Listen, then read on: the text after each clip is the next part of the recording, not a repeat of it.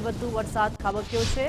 તો સુરતના અડાજણમાં મુખ્ય માર્ગ પર વરસાદી પાણી ભરાઈ ગયા છે। અનેક રાહદારીઓ વાહન ચાલકોને હાલાકીનો સામનો કરવાનો વારો આવ્યો છે। પાણી ભરાઈ જવાને કારણે અનેક લોકોને મુશ્કેલી સર્જાઈ છે। વાહનો પણ બંધ પડી જતા ધક્કો મારવાનો વારો આવ્યો છે। લોકોએ પાલિકાની પ્રી મોન્સૂન કામગીરી સામે રોષ વ્યક્ત કર્યો છે। જોઈ શકાય છે સુરતના અડાજણમાં મુખ્ય માર્ગ પર વરસાદી પાણી ભરાઈ ગયા છે। ડાયમંડ સિટી સુરતમાં આજે બીજા દિવસે પણ ધોધમાર વરસાદના પગલે ઠેર ઠેર વરસાદી પાણી ભરાયા છે અને લોકોની હાલાકી આ પ્રમાણે વધી છે। તસવીરો સુરતના અડાજણ વિસ્તારની છે કે જ્યાં ગંગેશ્વર મહાદેવ રોડ આવેલ છે અને અહીં પાણી ભરાયા છે। કાકા, કયા પ્રકારના અહીં સ્થિતિ છે, શું જોવા મળ્યું? અહીંયા 53 ફૂટ જેટલા ઘૂંટણ સુધીના પાણી દેખાય છે। ગંગેશ્વર મહાદેવ સુધી આખો રોડ પેક છે। અચ્છા, કેટલી હાલાકી અહીંયા સ્થાનિક લોકોને પડે છે હવે, પણ હવે લોકોને હવે વરસાદ છે એટલે સહન તો કરવું જ પડશે। અચ્છા, પાણીનો નિકાલ થઈ રહ્યો છે? હા, થઈ રહ્યો। ધીરે ધીરે હવે વરસાદ બંધ થશે એટલે ઓટોમેટિક નીકળી જાય કલાકમાં। તો પણ પસાર થતા રાહદારીઓને કેટલી હાલાકી તો પડે છે। હવે લોકો ગાડી વગર વસ્તુ લેવા માટે લોકોને કઠિનાઈ પડે છે। આ જીવન જરૂરી વસ્તુ લેવા માટે દોડવું પડે, પણ હવે તકલીફ પડે છે, સહન તો કરવી જ પડશે। તો બિલકુલ જીવન જરૂરિયાતની ચીજ વસ્તુઓ મેળવવા માટે લોકોએ ના છૂટકે પણ છે તે આ પાણીમાંથી પસાર થવું પડી રહ્યું છે। તસવીરો જોઈ શકાય છે કે ઘૂંટણ સમા પાણી છે અને એક મોટરસાયકલ પણ હાલ બંધ પડી ગઈ છે અને જે લોકોએ છે તે ના છૂટકે અહીં પગપાળા છે તે પસાર થવું પડી રહ્યું છે। અનેક વાહન ચાલકો અહીંથી પરત વળી રહ્યા છે એટલે લોકોની હાલાકી ક્યાંક વધી છે। ત્યારે અહીંના લોકો કઈ રીતના આ મુશ્કેલીનો સામનો કરી રહ્યા છે? કેટલા પાણી ભરાયા છે આગળ? 2-2.5 ફૂટ જેટલું પાણી ભરાયું છે। અહીંયા કાયમનો પ્રોબ્લેમ છે સાહેબ। પાણીનો નિકાલ થાય છે? પાણીનો નિકાલ હવે જાતે થાય તે જ થાય છે। એસએમસી વાળા મહેનત કરે છે, જોઈએ કઈ રીતનું થાય છે। તો સોસાયટી સુધી આ વરસાદી પાણી ફરી વળ્યા છે અને જાણે આખો જે રોડ છે અંદાજિત 1.5 થી 2 કિલોમીટર સુધીનો જે રોડ છે તે રોડ પાણીમાં સંપૂર્ણ રીતે ગરકાવ થઈ ગયો છે તેવી તસવીરો છે તે જોવા મળી રહી છે। કાકા, પાણી ભરાયા છે, કેટલી મુશ્કેલી એટલે હવે સામે પાર જવા માટે કેટલી તકલીફ પડે। આ ગાડી બંધ થઈ ગઈ તો આપણે તો ઘસરીને જ જવું પડે ને।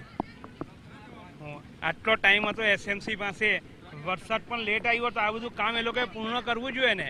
આ જનતાએ જ આપી બધી વીટવાની ને, એ લોકોને તો શું કઈ વાંધો નહીં। એટલે કામગીરી નથી કરાઈ?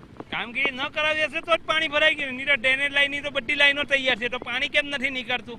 એ કઈ એટલો બધો વરસાદ તો પડ્યો નથી। આ જોયું ને તમે, 2 કલાકથી તો ટીપો ટીપો જ વરસાદ પડે છે। કે કાલે સાંજે પડ્યો એવો વરસાદ તો પડ્યો નથી। તો બિલકુલ તંત્ર પ્રત્યેની રોષની લાગણી છે તે ક્યાંક જોવા મળી રહી છે। પ્રી મોન્સૂનની કામગીરી તંત્ર તરફથી જે કરવી જોઈએ તે કરવામાં આવી નથી અને તેનો રોષ છે તે લોકોમાં પણ ક્યાંક જોવા મળી રહ્યો છે। કેટલાક લોકો વાહનોને ધક્કા મારી જે છે તે અહીં પસાર થવા માટે મજબૂર બન્યા છે। વરસાદ અવિરતપણે હાલ વરસી રહ્યો છે એટલે કેટલા સમયમાં વરસાદ વિરામ લે તે કહેવું મુશ્કેલ છે, પરંતુ જ્યારે રેડ એલર્ટ જાહેર કરવામાં આવ્યું છે ત્યારે વહેલી સવારથી જ ડાયમંડ સિટી સુરતની અંદર પડેલો અતિભારે વરસાદના કારણે ઠેર ઠેર જે વરસાદી પાણી ભરાવાની જે તસવીરો છે તે સામે આવી રહી છે। એટલે સુરત મહાનગરપાલિકા એક તરફ દાવો કરી રહી છે કે પ્રી મોન્સૂનની કામગીરી છે તે ખરા અર્થમાં કરવામાં આવી છે, પરંતુ ક્યાંક પાણીનો યોગ્ય નિકાલ ન થતાં પ્રી મોન્સૂનની કામગીરી સામે લોકો સવાલ છે તે ચોક્કસથી ઉઠાવી રહ્યા છે। લોકોની હાલાકી ક્યાંક વધતી હાલ જોવા મળી રહી છે। કેમેરામેન દેવાક રાણા સાથે રાકેશ બ્રહ્મભટ્ટ, ગુજરાત ફર્સ્ટ, સુરત। તો સુરતના કાપોદ્રામાં વડવાડા સર્કલ પર પાણી ભરાઈ ગયા છે। એલએચ રોડ પર આવેલા વડવાડા સર્કલ પર પાણી ભરાયા। વહેલી સવારથી જ મેઘરાજા તોફાની બેટિંગ કરી રહ્યા છે અને વરસાદને કારણે રસ્તા પર પાણી ફરી વળ્યા છે। તો વહેલી સવારથી જ વરસાદનું અવિરત આગમન સુરતમાં જોવા મળી રહ્યું છે અને રસ્તાઓ જળમગ્ન થઈ ગયા છે। જોઈ શકાય છે લોકો પાણી ભરાવાની સમસ્યાનો સામનો કરી રહ્યા છે। ઘૂંટણસમાં પાણી ભરાઈ ગયા છે।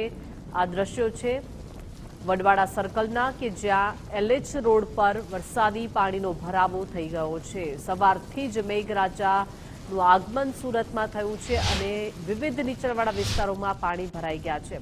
તો આ તરફ સુરતમાં ભારે વરસાદથી ઠેર ઠેર પાણી ભરાયા। વેડ રોડથી ડભોલી જવાના માર્ગ પર વરસાદી પાણી ભરાઈ ગયા છે. સ્કૂટર ચાલક બાળક સાથે નીચે પટકાયા છે. ઘૂંટણસમા પાણી ભરાતા લોકોને હાલાકી કરવાનો વારો આવી રહ્યો છે. જોઈ શકાય છે ઘૂંટણસમા પાણીનો ભરાવો. સુરતના વેડ રોડથી ડભોલી જવાના માર્ગ પર વરસાદી પાણી ભરાઈ ગયા છે અને વાહન ચાલકો આ પાણી ભરાવામાંથી પરેશાનીનો સામનો કરી રહ્યા છે. મુસીબતે ત્યાંથી પસાર થઈ રહ્યા છે અને એક સ્કૂટર ચાલક જે છે તે પણ એક બાળકને લઈ જઈ રહ્યા હતા અને અચાનક નીચે પટકાયા છે. તો સુરતમાં સવારથી જ વરસાદી માહોલ જોવા મળી રહ્યો છે. અનેક એવા વિસ્તારો છે જ્યાં વરસાદી પાણીનો ભરાવો થઈ ગયો છે. આ જોઈ શકાય છે સ્કૂટર ચાલક જે બાળકને લઈને જઈ રહ્યા હતા અને અચાનક જ આ વરસાદી પાણીના ભરાવાને કારણે તેઓ નીચે પટકાઈ રહ્યા છે. સ્થાનિક લોકો મદદ માટે દોડી આવ્યા. તો સુરતના કમરૂનગરમાં વરસાદી પાણી ભરાયા છે. ઘૂંટણસમા પાણી ભરાતા સ્થાનિક લોકોને હાલાકીનો સામનો કરવાનો વારો આવ્યો છે. રસ્તા પર નદી વહેતી હોય તેવા આ દ્રશ્યો જોવા મળ્યા છે. ભારે વરસાદ વરસતા જનજીવન પ્રભાવિત થઈ ગયું છે. અનેક રસ્તાઓ જળમગ્ન થઈ ગયા છે અને રસ્તામાં જાણે નદી વહેતી હોય તેવા આ દ્રશ્યો જોઈ શકાય છે. ઘૂંટણસમા પાણી ભરાઈ જતા સ્થાનિક લોકોને હાલાકીનો સામનો કરવાનો વારો આવ્યો છે. ભારે વરસાદથી જનજીવન પ્રભાવિત થઈ ગયું છે. વહેલી સવારથી જ સુરતમાં વરસાદી માહોલ છે.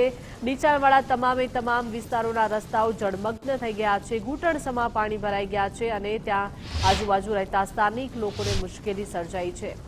તો સુરતમાં ધોધમાર વરસાદ બાદ પાણી ભરાવાની સમસ્યા સર્જાઈ છે. અડાજણ વિસ્તારનો મુખ્ય માર્ગ બેટમાં ફેરવાઈ ગયો છે. ઘૂંટણસમા પાણી ભરાતા વાહન ચાલકોને અસર થઈ છે. મુખ્ય માર્ગ બેટમાં ફેરવાઈ જતા રસ્તો બ્લોક થયો. દુકાન, સોસાયટી, શાળાઓમાં પાણી ફરી વળ્યા છે. તંત્રની કામગીરી સામે લોકોએ રોષ વ્યક્ત કર્યો છે. વરસાદી પાણી ભરાતા ધંધાર્થીઓ પણ મુશ્કેલીમાં મુકાઈ ગયા છે.